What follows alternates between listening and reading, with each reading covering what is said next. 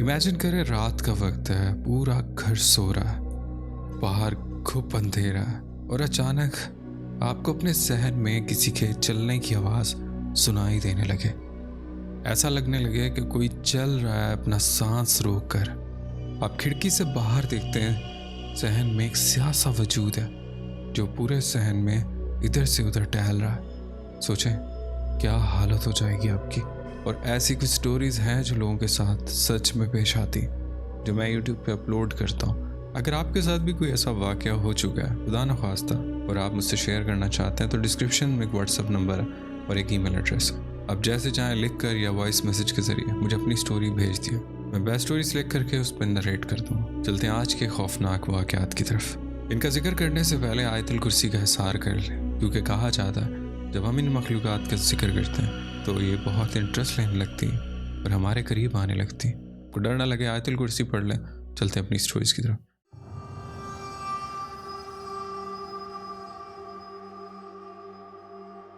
मेरा नाम फ़हाद है और मैं गुजरांवाला से हूँ।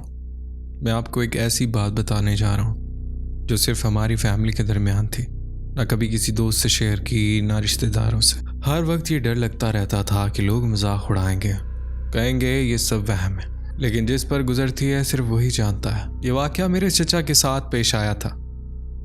चचा अब्बू के छोटे भाई हैं। पहले बहुत हंसा करते थे, हर वक्त खुश रहते थे, लेकिन 2021 के आखिर में उनका रवैया अचानक बदलने लगा। शुरू में लगा शायद डिप्रेशन में है या काम का दबाव, लेकिन बात उस वक्त संगीन हो गई जब एक रात 3 बजे उन्होंने सबको जगा कर कहा वो मुझे लेने आ गया। वो कह रहा है कि वक्त ख़त्म हो गया। हम सब हिल कर रह गए। अम्मी ने कुरान पाक उठाया, अबू ने नमाज शुरू कर दी, लेकिन चचा बस दीवार की तरफ देखकर किसी से बातें कर रहे। उनकी आंखों में जो खौफ था वो आम नहीं था। अगली सुबह जब उन्हें हम हॉस्पिटल लेकर गए तो सारी रिपोर्ट्स नॉर्मल आईं। डॉक्टर ने कहा उनकी नींद पूरी नहीं हो रही, जहनी दबाव। लेकिन हमें मालूम था कि बात कुछ और है। रात रात भर उनकी चीखें सुनाई देती। एक बार उन्होंने अपनी कमर से कुर्ता फाड़ दिया और कहने लगे ये मेरा कफन है, वो मुझे ले जा रहा है। उस दिन सब रो पड़े। फिर घर के कोने में जहाँ कभी कोई नहीं जाता था, अम्मी को एक काला लिफाफा मिला। उसमें हल्के खून के निशान थे। कुछ तस्वीरें थीं, किसी और जुबान में लिखी हुई थीं, और चचा की जली हुई तस्वीरें। अदनान भाई, उस दिन हमें यकीन हो गया कि ये कोई अमलियात काला जादू है। लेकिन मसला ये था कि किसी अच्छे आमिल या पीर का पता नहीं था। जहाँ गए वहाँ वालों ने सिर्फ पैसे ले लिए और कहा काला जादू, 11 दिन का अमल करें, 50,000 रुपये दें, सब ठीक हो जाएगा। घर में माली हालात ख़राब थे। अम्मी के जेवर बेचकर अमल शुरू करवाया, लेकिन कुछ भी नहीं बदला। चचा की हालत मज़ीद बिगड़ती गई। वो पहले अंधेरे से डरते थे, अब रोशनी से भी डरने लगे थे। एक रात सब सोए हुए थे। घर में हर वक्त मोबाइल से अजान चलाई जाती थी। अचानक अजान बंद हो गई और चचा हंसते हंसते रोने लगे और कहने लगे, उसने कहा है कि अजान बंद करो वरना माँ को ले जाएंगे। उस वक्त अम्मी ने ज़ोर से चीख मारी। हम सब भाग कर कमरे में गए। अम्मी बेहोश थी। दीवार पर खून से लिखा था, 1 गया 2 बाकी हैं। बस उस दिन मैंने फैसला कर लिया, हर हाल में चचा को बचाना है। गुजरांवाला से दूर एक बुजुर्ग आलिम थे, नाम नहीं बताऊंगा। उन्होंने कहा ये कब्र का जादू है, किसी ने मुर्दे की मट्टी के साथ अमल किया। इसका तोड़ सिर्फ सब्र, कुरान और यकीन है, पैसों से नहीं होगा। उन्होंने हमें 21 दिन का अमल बताया। हर रात सूरह बकरा, हर नमाज के बाद आयतुल कुर्सी और चचा के लिए नमक वाले पानी से रोज़ाना गुस्ल। पहले 3 दिन हालात और ख़राब हुए। चचा चीखते, क्या करते, छुप जाते, लेकिन 7वें दिन उनके चेहरे पर थोड़ी सी रोशनी आने लगी। 15 दिन में वो पहली बार बगैर चीखे सो गए और 21 दिन के बाद उन्होंने कहा मैं वापस आ गया हूँ, अल्लाह ने मुझे वापस भेजा है। उस दिन हम सब रो पड़े। खुशी के आंसू थे और अल्लाह का शुक्र है। अदनान भाई, ये कोई कहानी नहीं है, ये मेरी फैमिली का सच्चा वाक़या है। आज भी जब चचा के हाथ देखता हूँ तो जले हुए निशान मौजूद हैं। घर में अभी भी रात को सूरह बकरा चलती है, सिर्फ इस डर से कि कहीं वो दोबारा ना आ जाए। بس آپ اپنے سننے والوں سے اتنا کہنا، جادو ہوتا ہے اور جب ہوتا ہے تو زندگی برباد کر دیتا ہے۔ نہ پیسہ چلتا ہے نہ دوا، صرف اللہ کا کلام بچا سکتا ہے۔ بہت شکریہ آپ نے یہ واقعہ شیئر کیا۔ پڑھتے ہیں ایک اور سٹوری کی طرف۔ میں کراچی نازم آباد پاکستان سے بات کر رہا ہوں اور میں آپ کو اپنا نام نہیں بتا سکتا کچھ وجوہات کی بنا پر۔ امید ہے آپ سمجھیں گے۔ یہ کہانی میری اپنی ہے، ایک ایسی حقیقت جو آج بھی مجھے راتوں کو سونے نہیں دیتی۔ یہ سب کچھ اس وقت شروع ہوا جب ہماری پڑوس میں ایک نئی فیملی شفٹ ہوئی۔ وہ بہت خاموش اور پراسرار لوگ تھے، خاص طور پر ان کی بڑی بیٹی جن کی آنکھوں میں ایک عجیب سی چمک تھی۔ کچھ ہی دنوں میں ہمارے گھر میں عجیب و غریب واقعات ہونے لگے۔ رات گئے کسی کے چلنے کی آوازیں آتی، کچھ برتن خود بخود گر جاتے اور کبھی کمروں میں ٹھنڈک اور اس قدر بڑھ جاتی کہ ہڈیاں تک کانپ اٹھتی۔ شروع میں ہم نے اسے وہم سمجھا، لیکن جلد ہی چیزیں خوفناک ہوتی چلی گئیں۔ میری والدہ کو رات کو ڈراؤنے خواب آتے اور میری چھوٹی بہن اکثر کسی نہ نظر آنے والی چیز سے ڈر کر چیخنے لگتی۔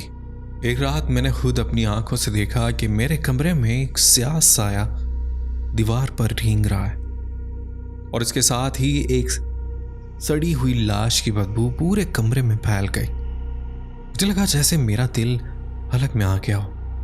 ہم نے کئی پیروں فقیروں سے رابطہ کیا لیکن کوئی فائدہ نہ ہوا۔ پھر ایک دن ہماری ایک پرانی پڑوسن نے ہمیں بتایا کہ نئی فیملی کالے جادو میں ماہر ہے۔ ان کا مقصد ہمارے گھر پر قبضہ کرنا تھا اور وہ ہمیں ذہنی طور پر توڑ رہے تھے۔ ہم بہت ڈر گئے اور فوری طور پر گھر چھوڑنے کا فیصلہ کیا، لیکن اس کالے جادو کے اثرات نے ہمیں اس قدر جگڑ لیا تھا کہ ہم جہاں بھی جاتے وہ سایہ ہمارا پیچھا کرتا۔ میرے والد کی صحت تیزی سے گرنے لگی اور بہن کی حالت بد سے بدتر ہوتی گئی۔ ہم نے اپنی ساری جمع پونجی لگا کر ایک بہت بڑے عامل سے رابطہ کیا، جس نے کئی دنوں کی محنت کے بعد ہمیں اس لعنت سے نجات دلائی۔ آج ہم اس گھر سے بہت دور ہیں، لیکن اس واقعے نے میری زندگی بدل دی ہے۔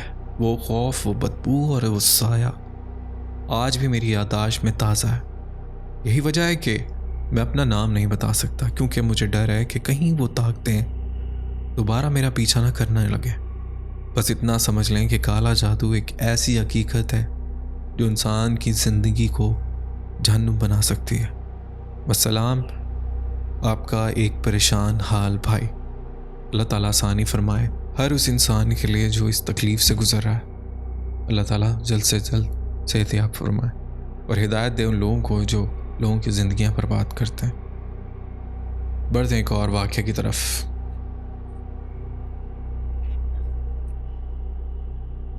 سردیوں کی ایک خاموش شام میں لاہور سے نتھیا گلی کی طرف روانہ ہوا۔ دل میں صرف ایک خواہش تھی کہ شہر کے ہنگامے سے دور کہیں سکون کے چند لمحے گزار سکوں اور شاید اپنے آپ سے کچھ باتیں بھی کر سکوں۔ آن لائن میں نے ایک پرانا سا ہوٹل بک کیا جس کا نام میں یہاں شیئر نہیں کر سکتا۔ یہ ہوٹل مین مارکیٹ سے کافی دور ایک سنسان پہاڑی کے کنارے واقع تھا، جہاں برف کی سفید چادر ہر چیز پر تنی ہوئی تھی۔ جب میں اپنی گاڑی میں وہاں پہنچا تو سورج پہاڑوں کے پیچھے ڈوب رہا تھا۔ راستے میں برف نے سڑک کو سفید کر دیا تھا، مگر جیسے ہی ہوٹل کے سامنے پہنچا تو سناٹا کچھ غیر معمولی سا لگا۔ ریسپشن پر ایک بوڑھا شخص بیٹھا تھا، آنکھوں میں خالی پن جیسے صدیوں سے وہیں ہو۔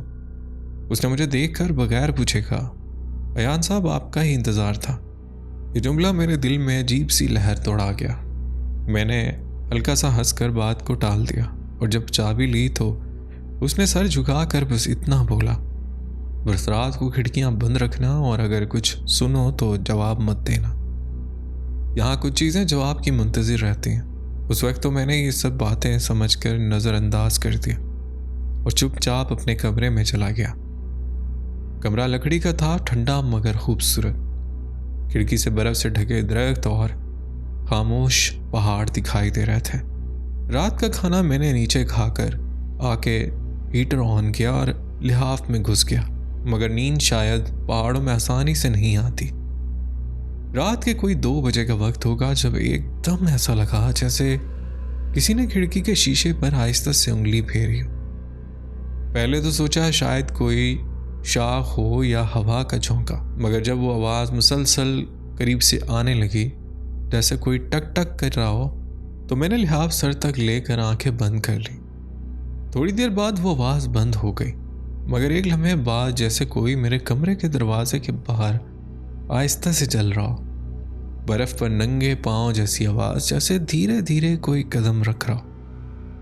میں نے کان لگائے تو دل کی دھڑکن جیسے حلق میں آ گئی۔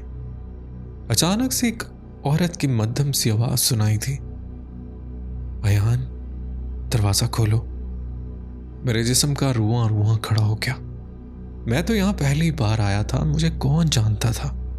میں نے دروازہ کھولنے کی ہمت نہیں کی، صرف لحاف سے چھپا رہا، اور وہ آواز کچھ دیر بعد خاموش ہو گئی۔ صبح جب نیچے ریسیپشن پر آیا تو وہ بوڑھا وہاں نہیں تھا، صرف اس کی جگہ ایک عجیب سا نوٹ رکھا تھا، یہاں وقت رک جاتا ہے مگر جو آتا ہے ہمیشہ کچھ چھوڑ جاتا ہے۔ تم نے دروازہ نہیں کھولا، یہ تمہاری خوش نصیبی ہے۔ میں ڈر کے مارے فوراً اپنا سامان اٹھا کر گاڑی میں بیٹھا، مگر جیسی گاڑی سٹارٹ کی انجن نے ایک عجیب سی آواز دی، اور اگلے ہی لمحے ریئر ویو مرر میں نے دیکھا ایک سفید چادر میں لپٹی ہوئی ایک عورت برف میں کھڑی، آنکھیں سرخ اور لبوں پہ ہلکی سی مسکراہٹ، جیسے وہ بس اتنا کہنا چاہتی ہو، تم بچ تو گئے مگر میں ابھی یہیں ہوں۔ گاڑی چلتی رہی مگر میں نے پیچھے نہیں دیکھا۔ آج بھی جب نتھیا گلی کا نام آتا ہے میری ریڑھ کی ہڈی میں ایک ٹھنڈی سی لہر دوڑ جاتی ہے۔ بہت شکریہ آپ نے سٹوری شیئر کی۔ بڑھتے ہیں ایک اور سٹوری کی طرف۔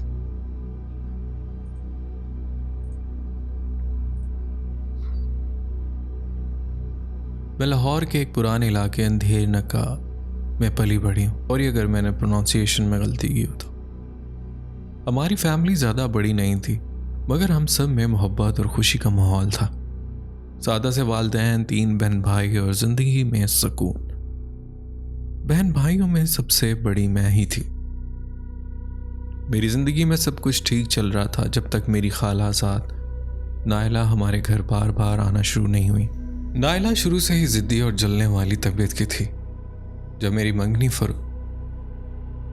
منگنی فرحان سے طے ہوئی اس دن اس نے مجھ سے کہا، تمہیں قسمت نے بہت کچھ دیا لیکن قسمت ہمیشہ ساتھ نہیں دیتی۔ مجھے لگا یہ بس معمولی سی حسد کی بات ہے، لیکن کچھ ہی دنوں بعد میرے ساتھ وہ ہونے لگا جو میں نے کبھی تصور بھی نہیں کیا تھا۔ ایک رات میں نیند میں تھی، اچانک میرا پورا جسم سن ہو گیا۔ میری آنکھ کھلی تو میں نے دیکھا ایک سیاہ سایہ چھت سے مجھے گھور رہا تھا۔ میرا گلا بند ہونے لگا، سانس رکنے لگی اور میں صرف آنکھوں سے اشارہ کر پا رہی تھی۔ اگلی صبح میری کمر پر لمبے اور عجیب قسم کی ناخنوں کے نشان تھے، جیسے کسی نے نوچ دیا ہو۔ آہستہ آہستہ میرے منگیتر فرحان نے بغیر کسی وجہ کے مجھ سے بات کرنا بند کر دی۔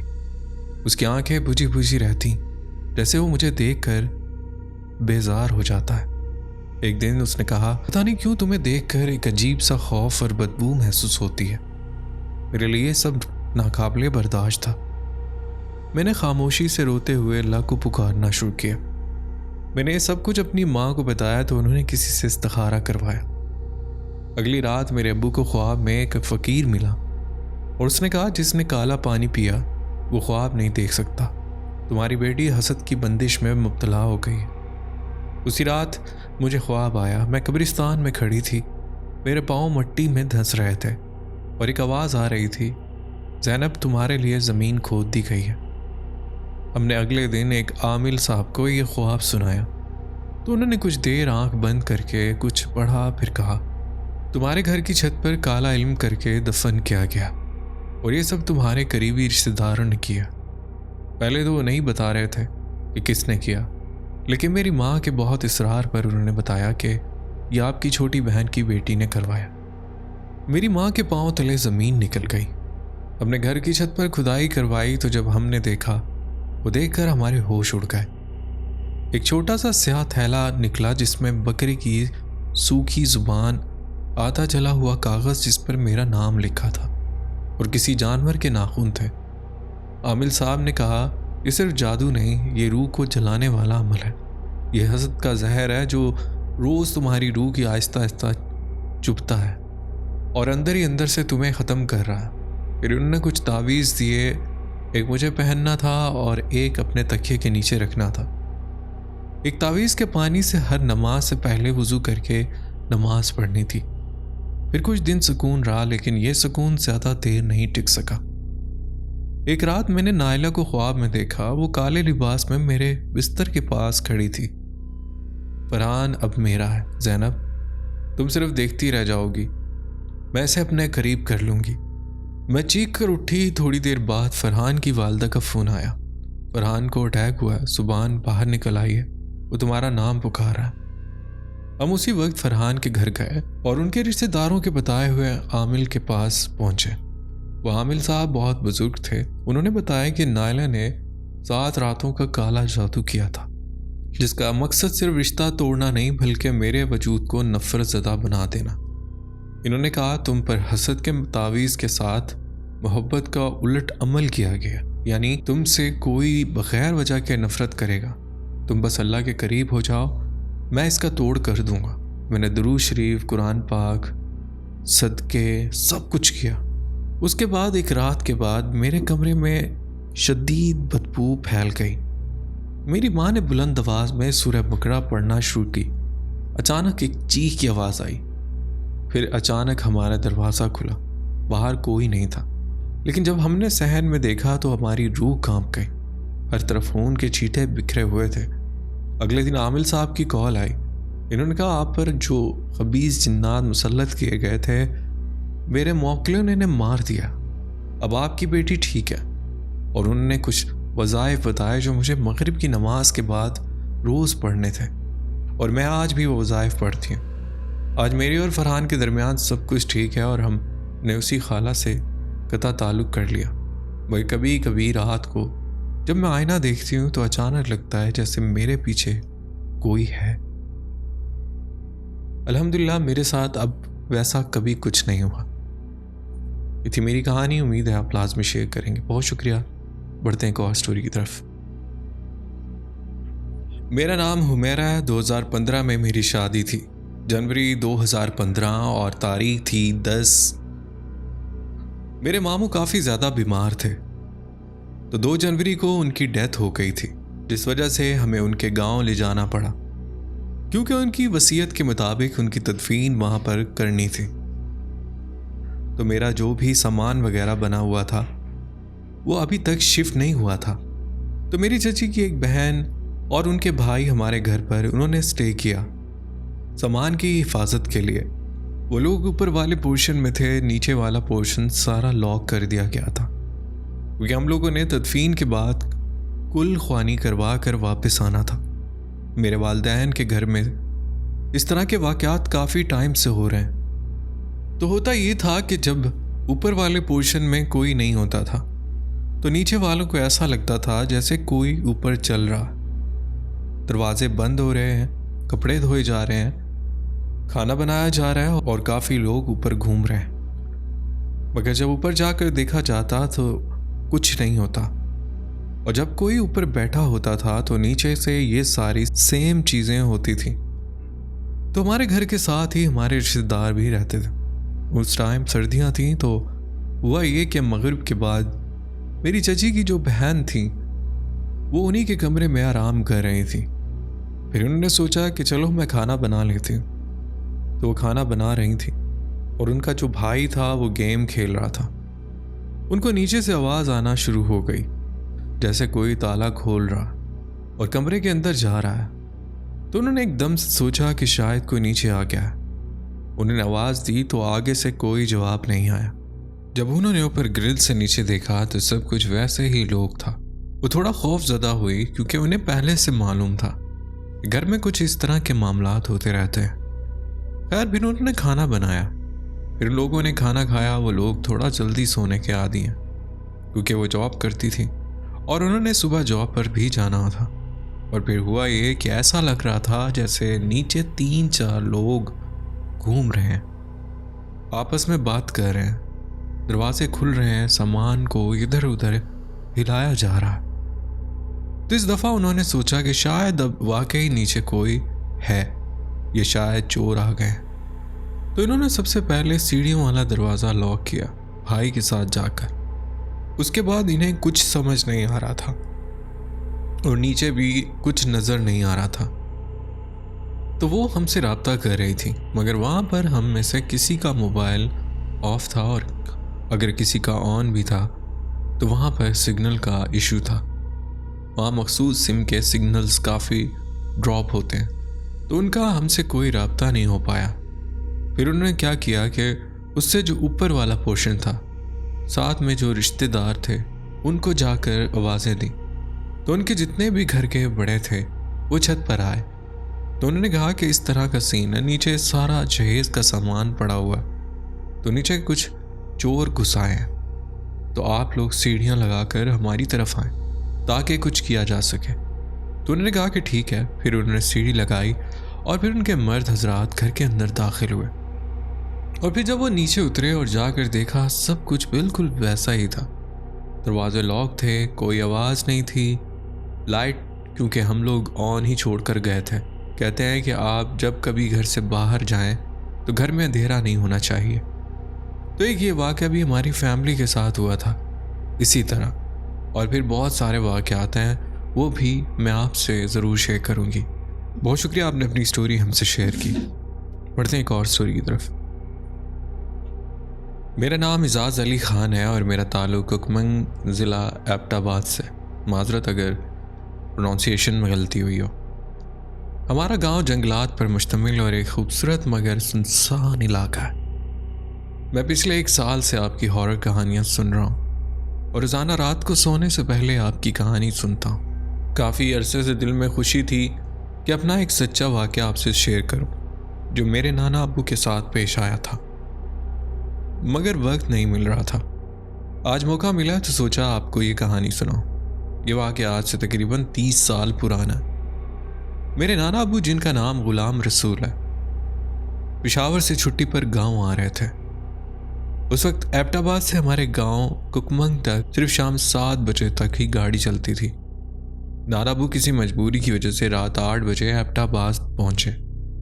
وہاں سے انہوں نے کچھ ضروری سامان خریدا اور پھر ایبٹ آباد سے گڑھی حبیب اللہ تک گاڑی کے ذریعے سفر کیا۔ گڑھی حبیب اللہ سے ہمارے گاؤں تک اس وقت کوئی گاڑی دستیاب نہ تھی، اس لیے نانا ابو پیدل ہی چل پڑے۔ ہمارے گاؤں کے قریب ایک چشمہ ہے جو سرپاشی چشمہ کے نام سے مشہور ہے۔ ہمارے گھر کا راستہ اسی چشمے سے ہو کر جاتا ہے، اور چشمے سے گھر تک تقریباً 10 منٹ کا پیدل سفر ہے۔ جب نانا ابو رات تقریباً 2 بجے اس چشمے کے قریب پہنچے تو انہیں محسوس ہوا کہ جیسے کوئی ان کے ساتھ چل رہا ہے۔ وہ راستے بھر جو قرآن پاک کی صورتیں انہیں یاد تھیں وہ پڑھتے رہے اور پیچھے مڑ کر نہیں دیکھا۔ جیسے وہ چشمے کے درمیان والے حصے تک پہنچے تو انہیں چھن چھن کی آواز سنائی دینے لگی، جیسے کسی نے گھنگرو باندھ رکھے ہو۔ وہ خود بتاتے ہیں کہ اس لمحے ان کے قدموں تلے زمین نکل گئی۔ انہیں یقین ہو چلا تھا کہ وہ رات زندہ واپس نہیں جا سکیں گے، مگر وہ صورتیں پڑھتے رہے اور چلتے رہے۔ جب وہ بالکل چشمے کے قریب پہنچے تو اچانک ایک عورت ان کے سامنے آ گئی۔ وہ عورت بظاہر عام دکھائی دیتی تھی، مگر اس کے پاؤں الٹے تھے۔ یہ منظر دیکھ کر نانا ابو پر لرزہ طاری ہو گیا۔ انہوں نے جو کچھ بھی یاد تھا پڑھنا شروع کر دیا اور گھر کی طرف دوڑ لگا دی۔ وہ جو صورتیں پڑھ رہے تھے انہوں نے اونچا اونچا پڑھنا شروع کر دیا اور گھر کی طرف دوڑ لگا دی۔ ان کے سامان میں کچھ ماچس کے ڈبے بھی تھے۔ وہ بتاتے ہیں کہ انہوں نے دوڑتے ہوئے ماچس کی تیلیاں نکال کر ایک ایک کر جلا کر پیچھے پھینکنی شروع کر دی۔ جب وہ گھر کے دروازے تک پہنچے اور گھنٹی بجائی تو انہیں پیچھے سے کسی کی آواز سنائی دی، غلام رسول بچ گیا آج، مگر آئندہ یہاں سے نہ گزر سکے گا۔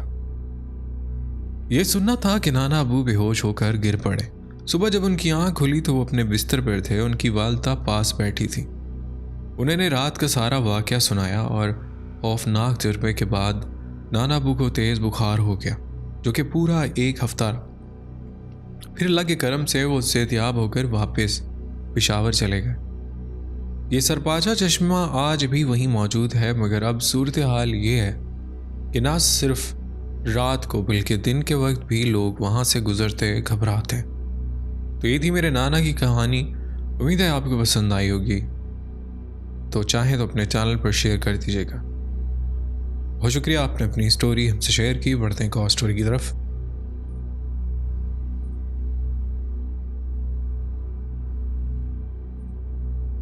میں پونے انڈیا سے ہوں اور اپنا اصل نام ظاہر نہیں کرنا چاہتی کیونکہ میرے کئی دوست اور کزن آپ کی ویڈیوز دیکھتے ہیں۔ میرے پاس بہت سی سٹوریز ہیں، لیکن ایک چھوٹا سا واقعہ آپ سے شیئر کرنا چاہتی ہوں۔ اس کہانی میں کسی وجہ سے ہم سب کے نام چینج کیے گئے ہیں۔ میں صبا، میری بہترین سہیلی مصباح، ہمارے 2 کزنز ارباز اور محسن۔ کسی طرح سے میں اور ارباز ایک دوسرے کو پسند کرنے لگے اور اب ہم خوشی خوشی منگنی کر چکے ہیں۔ ارباز میرا منگیتر ہے۔ یہ واقعہ 3 جولائی 2024 کا۔ ان دنوں موسم بارشوں کا تھا اور مجھے پہاڑوں پر جانے کا، ٹریکنگ کا بہت شوق ہے۔ اسی لیے ارباز نے ایک ٹریکنگ ٹرپ پلان کیا۔ ہم صبح 4 نکلے اور سفر پر انجوائے کیا۔ ہم صبح 10 بجے وہاں پہنچے۔ ٹریکنگ جنگل کے بیچ سے گزرنا تھا اور وہ جگہ کافی سنسان تھی۔ ہمیں بار بار ایسا محسوس ہو رہا تھا جیسے کوئی ہمیں دیکھ رہا ہو یا ہمارے پیچھے چل رہا ہو۔ ہم نے آیت الکرسی پڑھی اور وہاں دن گزرا۔ دوپہر 3 بجے ہم نے فیصلہ کیا کہ اب واپس چلنا چاہیے کیونکہ ہمیں رات 8 بجے سے پہلے گھر پہنچنا تھا۔ راستے میں ہم کوئی ہوٹل یا ریسٹورنٹ ڈھونڈ رہے تھے لیکن کچھ نظر نہیں آیا۔ جب ہم پمپری کے قریب اپنے علاقے میں واپس آئے تو ارباز نے کہا کہ یہاں ایک مال ہے، اسپائن سٹی مال، چلو وہاں کچھ کھاتے ہیں۔ ہم سب نے حامی بھر لی۔ مال پہنچنے پر سب سے پہلے ہم سب کو واش روم جانا تھا کیونکہ صبح سے کسی بھی واش روم استعمال نہیں کیا تھا۔ لڑکے اپنے واش روم چلے گئے اور میں مصباح لڑکیوں کے واش روم میں چلے گئے۔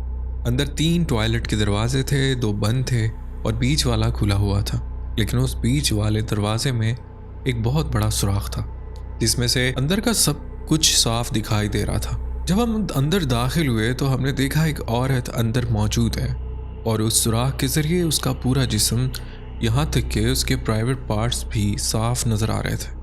ہم دونوں نے فوراً نظریں ہٹائیں اور دوسری طرف منہ کر کے کھڑی ہو گئے تاکہ جب وہ باہر آئے تو ہم واش روم استعمال کر سکیں۔ وقت گزرتا گیا اور ہم آپس میں ہنسی مذاق کرنے لگے۔ مصباح کہنے لگی، جب تو اندر جائے گی نا تو میں تیرا ویڈیو شوٹ کروں گی۔ بس ایسے ہی دوستانہ چھیڑ چھاڑ چل رہی تھی۔ اچانک وہ بیچ والے ٹوائلٹ کا دروازہ کھلا۔ ہم سمجھے کہ اب وہ عورت باہر آئے گی۔ ہم دونوں اپنے فون میں مصروف تھیں۔ تقریباً 10-15 سیکنڈ گزر گئے تو اب ہمیں تعجب ہوا کہ اتنی دیر کیوں ہو رہی ہے۔ جیسے ہم نے اس طرف دیکھا، عدنان بھائی، ہم دونوں پتھر کی طرح ساکت ہو گئے۔ دروازہ بالکل سامنے سے کھلا ہوا تھا لیکن اندر کوئی بھی موجود نہیں تھا۔ ہم نے اپنی آنکھوں سے دیکھا تھا کہ ایک عورت اندر تھی اور دروازہ بھی اندر سے کھلا، مگر وہاں کوئی بھی نہیں تھا۔ بہت سے لوگ سوچ سکتے ہیں کہ شاید وہ عورت نکل گئی ہو، لیکن میں یہ واضح کر دینا چاہتی ہوں کہ میں اور مصباح دونوں واش روم کے مین دروازے پر کھڑی تھی۔ اگر کوئی باہر آتا تو ہم یقیناً دیکھ لیتی۔ ہم نے فوراً اپنے بیگز اٹھائے، بھاگ کر باہر آئیں اور روتے ہوئے ارباز اور محسن کو تلاش کرنے لگی۔ جب ہم نے انہیں سب کچھ بتایا تو سب ہل کر رہ گئے۔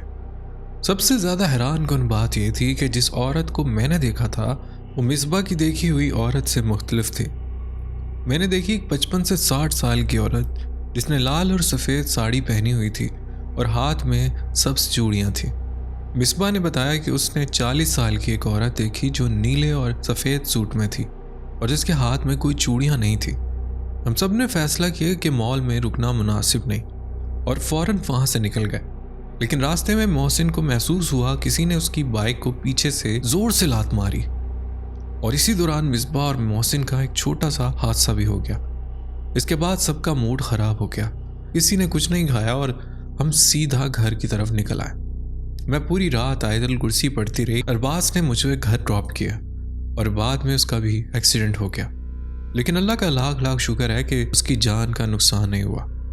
اگلے کچھ دنوں تک ہم سب کو بخار رہا اور وہ بخار ہفتوں تک چلتا رہا۔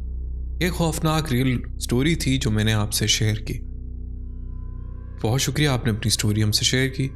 بڑھتے ہیں ایک اور سٹوری کی طرف۔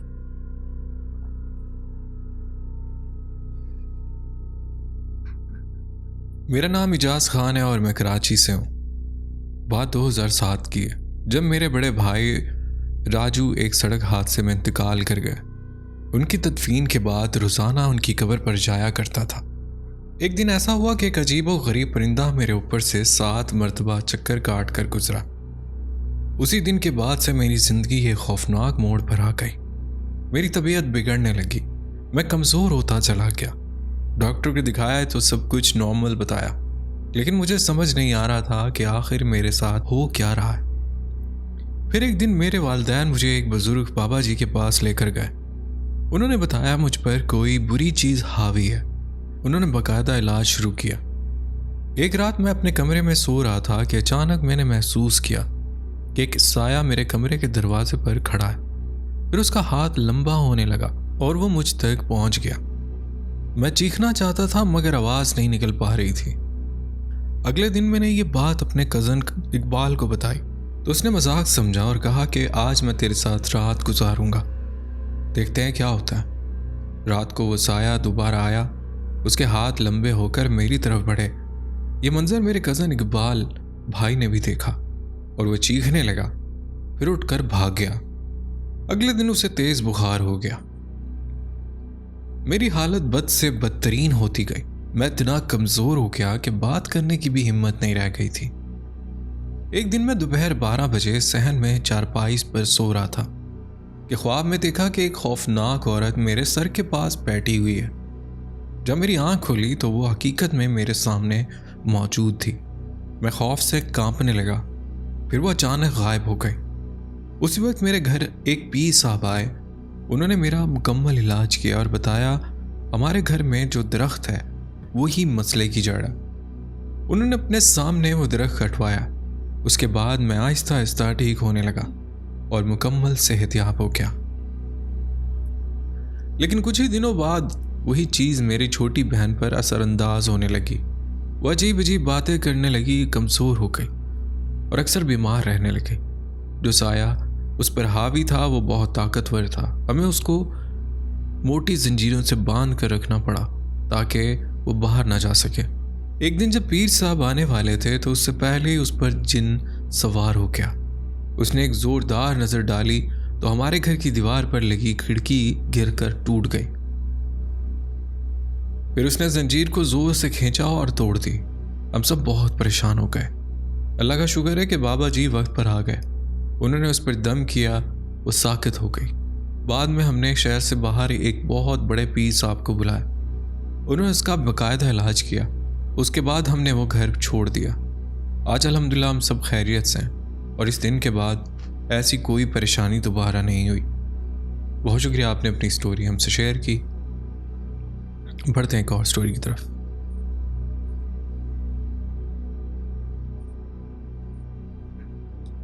میرا نام بلال ہے اور میں ضلع قصور کا رہنے والا ہوں۔ آج میں آپ کے ساتھ ایک حقیقی واقعہ شیئر کرنا چاہتا ہوں جو میرے قریبی دوست کے والد صاحب کے ساتھ پیش آیا تھا۔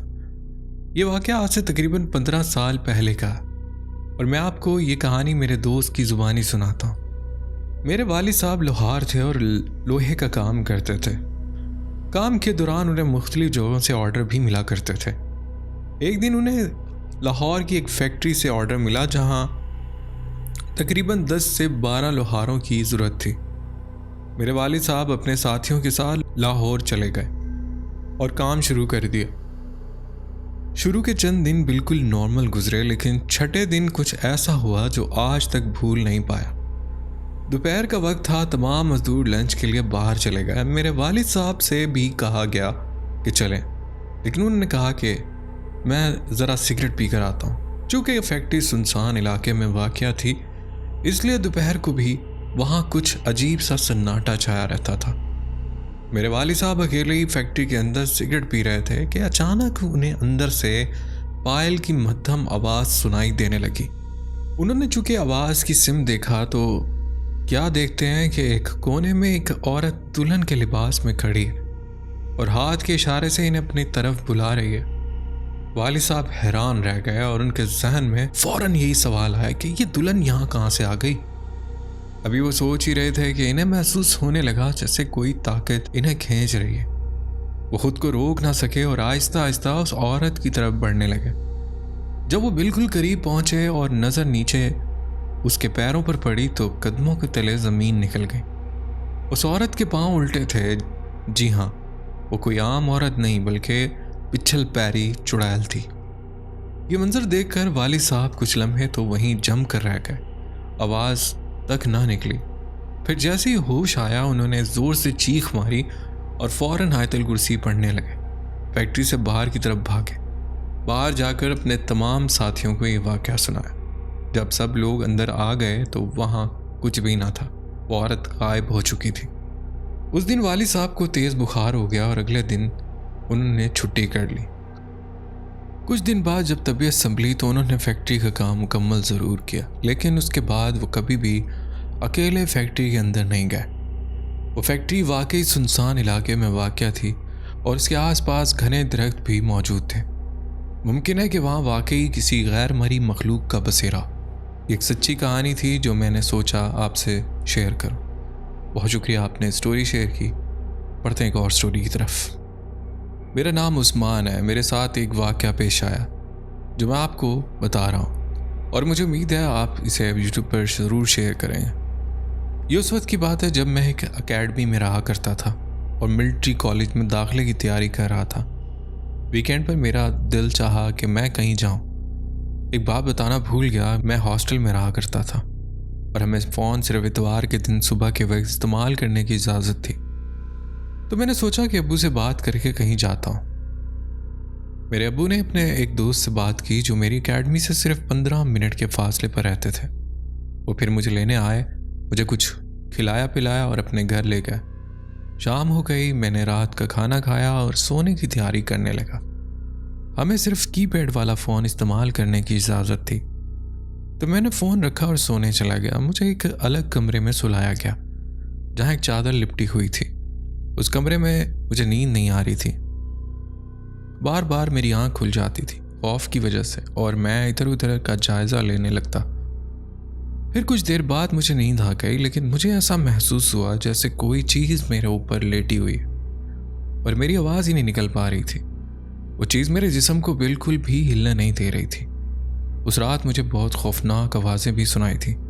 इस वाक़े के बाद मैं दोबारा कभी उस घर में नहीं गया। अल्हम्दुलिल्लाह आज मिलिट्री कॉलेज में पढ़ता हूँ। मुझे उम्मीद है कि मेरी स्टोरी आप अपने चैनल पर शेयर करेंगे। दोस्तों, उम्मीद है आज की स्टोरीज आपको पसंद आई होंगी। स्टोरीज पसंद आई तो वीडियो को लाइक करना ना भूलिएगा और अगर आप चैनल पर नए हैं तो चैनल सब्सक्राइब कर लें, बेल आइकन प्रेस करके ऑल का नोटिफिकेशन ऑन कर लें, क्योंकि आप मेरी यूट्यूब फैमिली का हिस्सा बन जाएंगे। अपना ख्याल रखिएगा। अल्लाह हाफिज़।